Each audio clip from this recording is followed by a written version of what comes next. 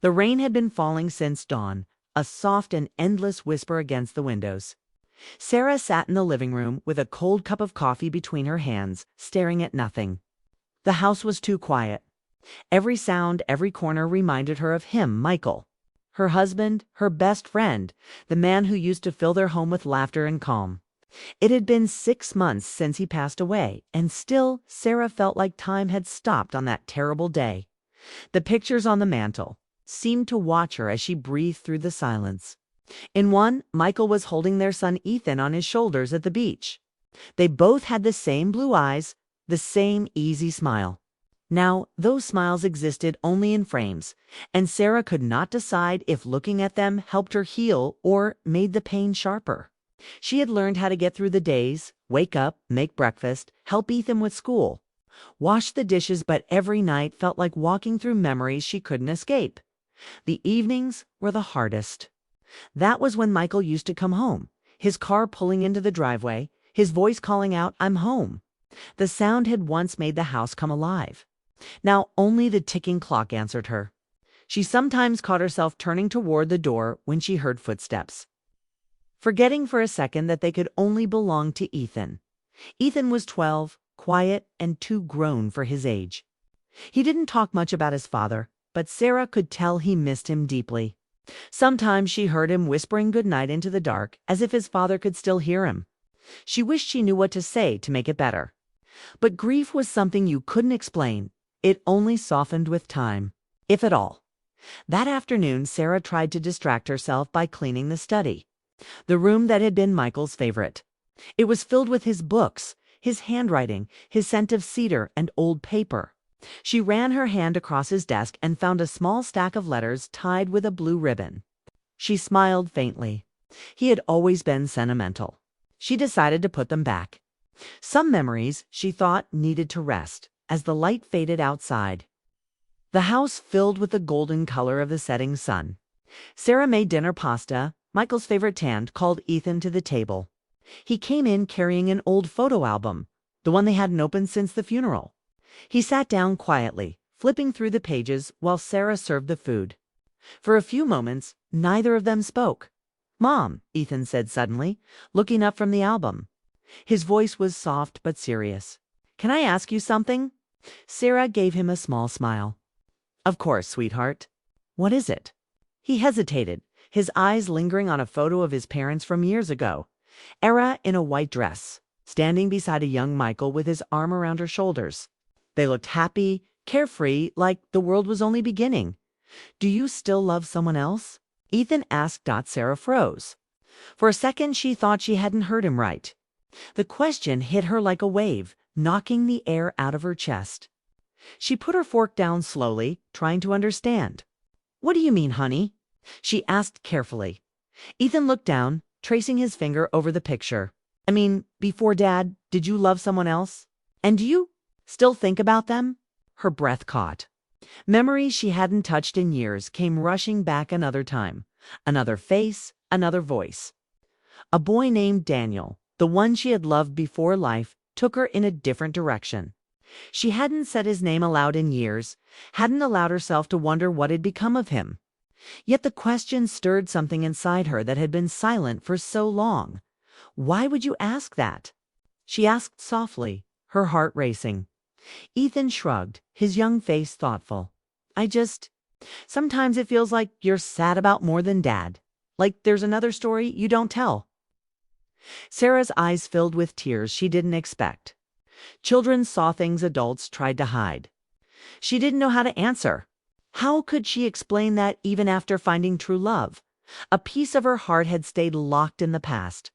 It wasn't about betrayal, it was about being human, about how love once felt never truly disappears. She reached across the table and held his hand. "Ethan," she said gently, "when you grow up, you'll learn that people can love more than once. Your dad was my heart, and he always will be. But before him, yes, I loved someone. It was a long time ago." Ethan looked at her with curiosity, not judgment. "What happened to him?" Sarah smiled sadly. "Life happened," she said. "We took different paths. And then I met your father, and everything changed." I never stopped being grateful for that." For a while, they ate in silence. The rain outside softened to a drizzle, tapping lightly against the windows like a lullaby. Sarah thought the conversation was over, but Ethan's next words stopped her again. "I found a letter," he said, "in Dad's old desk. It was from someone named Daniel. I didn't read all of it, but it said something like, 'If you ever need someone after me, promise me you'll find your way back to love.' Who is Daniel, Mom?" Her heart sank. She hadn't seen that letter in years. Michael must have found it and kept it quietly, without ever saying a word. That was just like in gentle understanding. The kind of man who never needed to be told everything to love fully. She stared at Ethan, unsure how to answer. The truth was too tangled, too tender to put into simple words. She didn't want to lie. But she also didn't want her son to think love was something that could be replaced. "Daniel was someone I cared for before I met your dad," she said carefully. "We were very young. But that's all in the past." Ethan nodded slowly, though his expression showed he was still thinking. "Did Dad know?" he asked. Sarah blinked back tears. "Yes," she whispered. "He knew." The house fell silent again. The only sound was the soft rain outside and the quiet hum of the refrigerator. Sarah stood up, walked to the window, and looked at the sky darkening over the neighborhood. In that still moment, her heart felt heavier than ever. She had spent years loving one man and silently remembering another. Michael had known and never once held it against her. That was the kind of love he gave, selfless, forgiving, endless. Ethan finished his dinner and quietly put the dishes in the sink, just like his father used to. Sarah watched him, her eyes softening. He had Michael's kindness, and maybe that was why he could ask questions that cut right to the truth. When she tucked him into bed that night, he looked up and whispered, "Mom, I think Dad would want you to be happy again." Her heart twisted at his words. She kissed his forehead, turned off the light, and stood for a long time in the doorway, listening to his steady breathing. Then she went back to the living room, opened the photo album, and stared at the picture of her younger self standing between two dreams, one she lived and one she left behind. Outside, the rain stopped. The world was quiet again. But inside Sarah's heart, something had been stirred awake. Something she didn't yet understand, but knew she could no longer ignore. That night, Sarah couldn't sleep. The house was quiet, but her thoughts were loud. Ethan's question replayed in her mind over and over. "Do you still love someone else?" She lay awake, staring at the ceiling. The sound of the clock ticking in the hallway, pulling her deeper into memories she had buried long ago. Somewhere in the back of her heart, she knew exactly who Ethan's question had awakened. Daniel Miller. Daniel had been her first love, the kind that leaves a mark even time cannot erase. They met in college in Portland, both young and chasing dreams that felt too big for their small campus. He was studying architecture, always sketching on napkins and the backs of notebooks. She was studying literature, drawn to words the way he was drawn to lines and shapes. Their love had been simple, easy, and full of plans for the future. They had spent nights talking about where they'd live, the kind of home they'd build, and how they'd grow old together. But after graduation, life had taken them in different directions. Daniel got a job offer in Seattle, and Sarah stayed behind to take care of her mother, who had fallen ill. At first, they promised to make it work. They wrote letters, called whenever they could, made plans for weekends that rarely happened. But as months passed, their conversations turned shorter, their goodbyes longer. One day, Daniel stopped writing. Sarah never knew if it was distance, fear, or fate. But the silence between them grew into something she couldn't fight. Years later, she met Michael. He wasn't like Daniel. He was calm, where Daniel was passionate. Steady, where Daniel was wild. Michael made her feel safe. He loved her not for the fire in her eyes, but for the quiet strength in her soul. When he asked her to marry him, she said yes, without hesitation. And for years, she believed that chapter of her life with Daniel had closed forever. But now, sitting alone in the dim light of her bedroom, Sarah wondered if Michael had ever known the whole truth. Ethan's discovery of that letter proved that, somehow, Daniel had found a way to reach her again, if only through paper. The thought both comforted and confused her. Why had Michael kept it? Had he read it? Did he know that even though she loved him deeply, a small part of her heart still belonged to someone from her past? The next morning, the sun finally broke through the gray clouds. Sarah went into the kitchen where Ethan was eating cereal, the same old cartoon bowl he'd had since he was 5. His eyes followed her carefully, as if he could sense the storm behind her calm face. About last night, she began softly, sitting across from him. Why did you ask me that question? Ethan looked up from his spoon. Because I found that letter in Dad's desk. The one from Daniel. Sarah froze. You read it? He shook his head quickly. Not all of it. Just a few lines. It said something like, if you ever need someone after me, promise me you'll find your way back to love. He paused, watching her expression. I thought maybe you still think about him. Her throat tightened. She didn't know whether to scold him for digging into the past or thank him for giving her the chance to face it. Ethan, she said quietly, sometimes grown-ups have parts of their life they don't talk about. Not because they're secrets, but because they belong to another time. He nodded slowly, but didn't look convinced. Did Dad know about him? Sarah's voice softened. Yes. Your father knew everything about me. Even the things I never said out loud. She could see him trying to understand, his young mind piecing together the idea that love could exist in layers. So, he said hesitantly, you loved Dad more. Sarah smiled sadly. Love doesn't work like that, sweetheart. It's not about more or less. It's about when. Daniel was my past. Your father was my forever. That seemed to satisfy him for the moment. He finished his cereal and went off to school, leaving Sarah alone with her thoughts once more. When the house fell quiet again, she went to Michael's study. The morning light streamed through the blinds, landing on the old wooden desk. She sat down and opened the drawer where Ethan had found the letter. The blue ribbon was still tied neatly around it, and her hands trembled as she untied it. The paper was worn, yellowed around the edges, the handwriting still bold and familiar. She unfolded it carefully and began to read. Sarah, if you ever read this, I want you to know that I'm happy for you. He must be a good man if he has your heart. I'll always remember the girl who used to sit with me by the lake, dreaming about the life we wanted.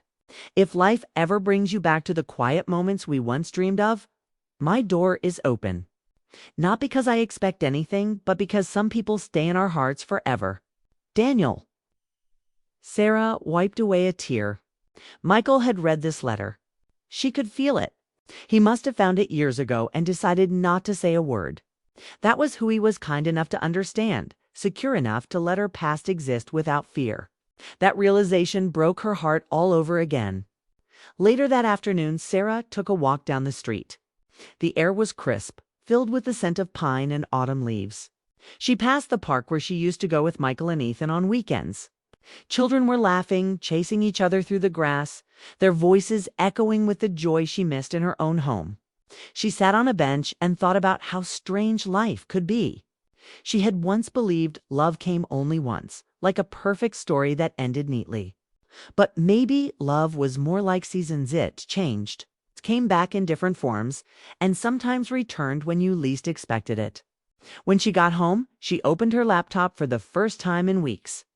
Out of curiosity, or maybe courage, she searched for Daniel Miller on Facebook. It felt foolish, even a little wrong. But her fingers moved before her heart could stop them. There were dozens of people with the same name. But when she saw his photo, she knew. He looked older, with silver at his temples, but his smile was the same. Her heart raced as she clicked on his profile. He was still living in Seattle, still working as an architect. His latest post was about a new project. He was designing a small library built in memory of his late wife. The word late caught her attention like a whisper in the dark. She hadn't known he'd been married. She felt a sudden ache, not of jealousy, but of empathy. He had lost someone too. For a long time, she sat staring at his picture, wondering what he'd think if he saw her name again. Finally, with shaking hands, she clicked the message button. But she didn't write anything. Not yet. She closed the laptop and sat back, her mind filled with questions she wasn't ready to answer. That night, as she read Ethan a bedtime story, she felt lighter somehow. The past was no longer buried, it was simply part of her. And as she kissed her son goodnight, she whispered to herself, maybe some stories never really end. They just wait for the right chapter to begin again. Downstairs, on the desk where she had left the letter, a small piece of paper fluttered to the floor. It was a note Michael had once written to her in his familiar handwriting. Love him or not, I know your heart has room for more than one kind of forever. Sarah pressed the note to her chest, tears spilling silently down her cheeks. The past had not come back to haunt her, had come back to remind her that love, even when lost, still had the power to heal. The morning sun fell softly through the kitchen window, spilling across the table where Sarah sat with the letter spread out before her. She had read it at least 10 times since finding it in Michael's desk, but somehow it still felt new each time. The handwriting, the tone. The quiet affection between the lines, it was like hearing a voice she hadn't heard in decades. Suddenly whispered her name again. The letter was both a comfort and a question. Why had Michael kept it? Why now, after all this time, did it feel like the past was calling her? Ethan had gone to school, leaving Sarah alone in the quiet house. She folded the letter carefully, tied it back with the faded blue ribbon, and placed it in her lap. Her hands trembled slightly as she stared out the window. Life felt strange now, half in the present, half in memories. Michael had been gone for months, but his presence was still everywhere. And now, Daniel's words had found her again, reopening a part of her heart she thought had long since closed. That afternoon, she decided to visit Michael's grave. The cemetery sat on a small hill overlooking the town, peaceful and green. She brought a few fresh lilies, his favorite hand, knelt down beside the gravestone. The air was still, except for the sound of birds and the rustle of leaves. She traced her fingers across his name, whispering softly, I found something you kept, Michael. A letter from Daniel. Her voice cracked. You knew, didn't you? You knew I still remembered him. Tears blurred her vision as she smiled faintly. You were never jealous. You never asked for more than my heart could give. I hope you knew that you were my home even when my heart had pieces from before. She sat there for a while, talking to him as if he were still beside her. And in a way, he was. She could almost hear him saying what he had told her 1,000 times before. Love is not about ownership. It's about peace. When she got home that evening, the house felt a little warmer. She made dinner for herself and Ethan, and for the first time in months, she caught herself humming while she cooked. Maybe revisiting the past wasn't such a bad thing, she thought. Maybe it was the only way to truly move forward. After Ethan went to bed, Sarah sat on the couch scrolling through her phone. She didn't expect anything unusual until a small red notification popped up. It was a message request from someone she hadn't spoken to in years. Her heart skipped a beat when she saw the name Daniel Miller. She froze. For a moment, she thought her eyes were deceiving her. But no, it was him. His profile picture showed the same warm smile, the same eyes that once made her believe in forever. Her hands shook as she tapped the message open. Hi, Sarah. I heard about Michael. I'm so sorry. I can't imagine what you've been through. I didn't want to intrude, but when I found out, I felt I needed to reach out. I still think about you sometimes, not with sadness, but with gratitude. You were a big part of my life, and I hope you've been okay. If you ever want to talk, I'm still here. Daniel? Sarah stared at the screen, her heart pounding. She hadn't expected to ever hear from him again. The years between them suddenly felt like seconds. Memories flooded back, late-night walks, his sketches of their dream house. The way he used to make her laugh so hard she'd cry. For a long while she just sat there, staring at the message, unsure what to do. She didn't reply that night. Instead, she closed her phone and sat in the dark living room, listening to the rain outside. She felt both peace and confusion. It was like standing between two worlds, one she had lived and lost, and one she was still learning to survive in. The next day, she couldn't focus on anything. She cleaned the house, did laundry, organized drawers, anything to keep from thinking. But Daniel's words stayed with her. That evening, after Ethan went to his friend's house, she finally gathered her courage and typed a reply. Hi, Daniel. Thank you for your message. I didn't expect to hear from you after all these years. Yes, I've been through a lot lately. Michael passed away suddenly. It's been hard, but I'm taking it one day at a time. I'm glad you reached out. I still remember those old days, too. Thank you for reminding me of them. Sarah. She hesitated for a long moment before hitting send. Once she did, she felt a strange mix of fear and relief, like letting go of something heavy she'd carried too long. She didn't expect him to reply so soon, but within an hour her phone buzzed again. Sarah, I didn't think you'd answer. I'm glad you did. I'm sorry for your loss. I lost my wife 2 years ago to cancer. It changes you, doesn't it? Losing someone who was your world? I still live in Seattle, still work in design.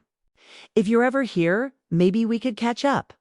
No expectations, just two old friends sharing memories. Daniel. Sarah's chest tightened as she read it. She hadn't known he'd lost someone, too. That realization made her eyes sting. For the first time.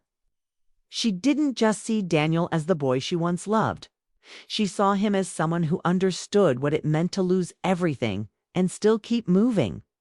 Over the next few days, they exchanged more messages. Their conversations were simple at first: work, family, small details about life. But soon they began to share deeper things. Daniel told her about the nights he still couldn't sleep, about how silence felt heavier after his wife was gone. Sarah shared how hard it was to be strong for Ethan while feeling broken inside. There was no flirtation, no rush. Just two people talking like they used to, honestly, openly, with the kind of comfort only history can give. One evening, Ethan noticed the change in his mother. You've been smiling more lately, he said with a curious grin. Sarah laughed softly. Maybe I'm just remembering how to breathe again. You talking to someone? He asked. She paused, unsure how much to say. An old friend, she admitted. Someone from before your dad. Someone who once mattered to me. Ethan nodded, his eyes gentle. Dad would want you to be happy, Mom. He really would.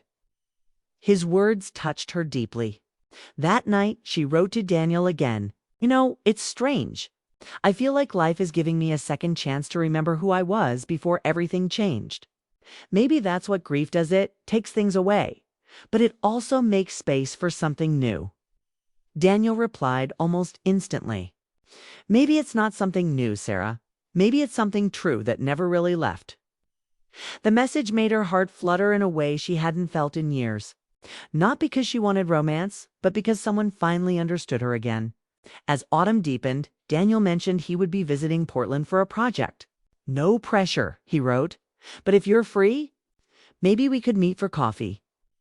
Sarah stared at the screen for a long time. Then typed back, I think I'd like that. When she put her phone down, she looked out the window at the falling leaves. The world outside was changing colors quietly, beautifully, just like her life. For the first time since Michael's passing, she didn't feel lost. She felt like she was standing at the edge of something new, something soft, something meant.